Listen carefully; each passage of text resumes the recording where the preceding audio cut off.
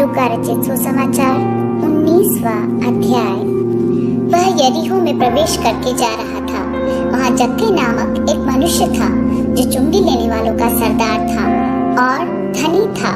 वह यीशु को देखना चाहता था कि वह कौन सा है, परंतु भीड़ के कारण देख न सकता था क्योंकि वह नाटा था। तब उसको देखने के लिए वह आगे दौड़कर एक गूलर के पेड़ पर चढ़ गया क्योंकि यीशु उसी मार्ग से जाने वाला था। जब यीशु उस जगह पहुंचा तो ऊपर दृष्टि करके उससे कहा, हे जक्कई, झट उतर आ, क्योंकि आज मुझे तेरे घर में रहना अवश्य है। वह तुरंत उतरकर आनंद से उसे अपने घर ले गया। यह देखकर सब लोग कुड़कुड़ा कर कहने लगे, वह तो एक पापी मनुष्य के यहाँ जा उतरा है। जक्कई ने खड़े होकर प्रभु से कहा, हे प्रभु, देख, मैं अपनी आधी संपत्ति कंगालों को देता हूँ, और यदि किसी का कुछ भी अन्याय करके ले लिया है तो उसे चौगुना फेर देता हूँ। तब यीशु ने उससे कहा, आज इस घर में उद्धार आया है, इसलिए कि यह भी अब्राहम का एक पुत्र है, क्योंकि मनुष्य का पुत्र खोए हुओं को ढूंढने और उनका उद्धार करने आया है। जब वे ये बातें सुन रहे थे तो उसने एक दृष्टांत कहा, इसलिए कि वह यरूशलेम के निकट था और वे समझते थे कि परमेश्वर का राज्य अभी प्रकट होने वाला है। अतः उसने कहा, एक धनी मनुष्य दूर देश को चला गया ताकि राजपद पाकर लौट आए। उसने अपने दासों में से 10 को बुलाकर उन्हें 10 मुहरें दी और उनसे कहा, मेरे लौट आने तक लेन देन करना। परंतु उसके नगर के रहने वाले उससे बैर रखते थे और उसके पीछे दूतों के द्वारा कहला भेजा, हम नहीं चाहते कि यह हम पर राज्य करे। जब वह राजपद पाकर लौटा तो ऐसा हुआ कि उसने अपने दासों को, जिन्हें रोकड़ दी थी, अपने पास बुलवाया ताकि मालूम करे कि उन्होंने लेन देन से क्या क्या कमाया। तब पहले ने आकर कहा, हे स्वामी, तेरी मुहर से 10 और मुहरें कमाई हैं। उसने उससे कहा, धन्य है उत्तम दास, तू बहुत ही थोड़े में विश्वास योग्य निकला, अब 10 नगरों पर अधिकार रख। दूसरे ने आकर कहा, हे स्वामी, तेरी मुहर से 5 और मुहरें कमाई हैं। उसने उससे भी कहा, तू भी 5 नगरों पर हाकिम हो जा। तीसरे ने आकर कहा, हे स्वामी, देख, तेरी मुहर यह है जिसे मैंने अंगूछे में बांध रखा था, क्योंकि मैं तुझसे डरता था, इसलिए कि तू कठोर मनुष्य है।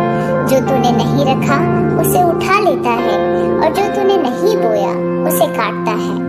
उसने उससे कहा, हे दुष्ट दास, मैं तेरे ही मुंह से तुझे दोषी ठहराता हूँ। तू मुझे जानता था कि कठोर मनुष्य हूँ, जो मैंने नहीं रखा उसे उठा लेता और जो मैंने नहीं बोया उसे काटता हूँ। तो तूने मेरे रुपये सर्राफों के पास क्यों नहीं रख दिए कि मैं आकर ब्याज समेत ले लेता। और जो लोग निकट खड़े थे उसने उनसे कहा, वह मुहर उससे ले लो और जिसके पास 10 मुहरें हैं उसे दे दो। उन्होंने उससे कहा, हे स्वामी, उसके पास 10 मुहरें तो हैं। मैं तुमसे कहता हूँ कि जिसके पास है उसे दिया जाएगा और जिसके पास नहीं है उससे वह भी जो उसके पास है ले लिया जाएगा। परंतु मेरे उन बैरियों को जो नहीं चाहते थे कि मैं उन पर राज्य करूं, उनको यहाँ लाकर मेरे सामने घात करो। ये बातें कहकर वह यरूशलेम की ओर उनसे आगे आगे चला।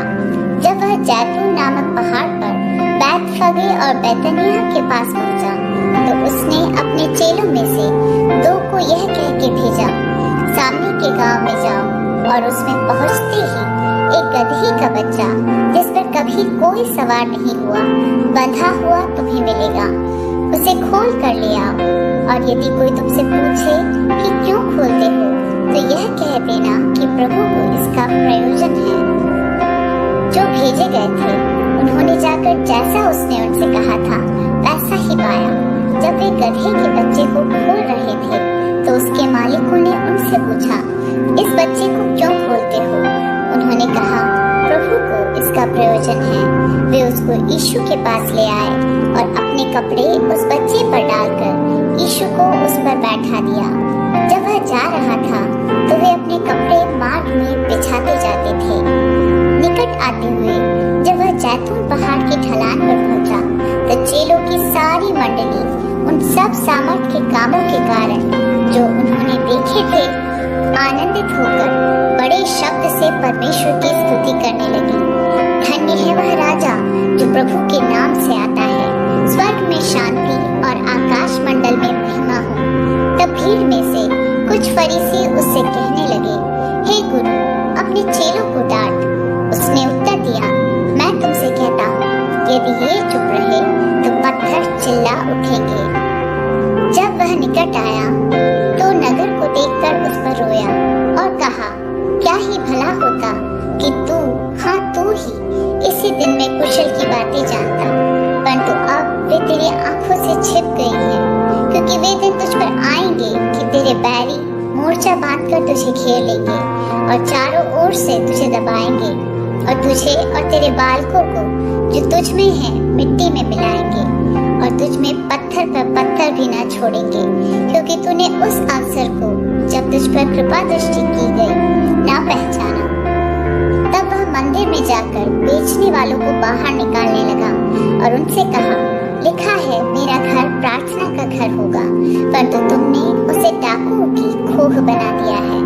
वह प्रतिदिन मंदिर में उपदेश करता था और प्रधान याजक और शास्त्री और लोगों के प्रमुख उसे नष्ट करने का अवसर ढूंढते थे, परंतु कोई उपाय न निकाल सके कि यह किस प्रकार करे, क्योंकि सब लोग बड़ी चाह से उसकी सुनते थे।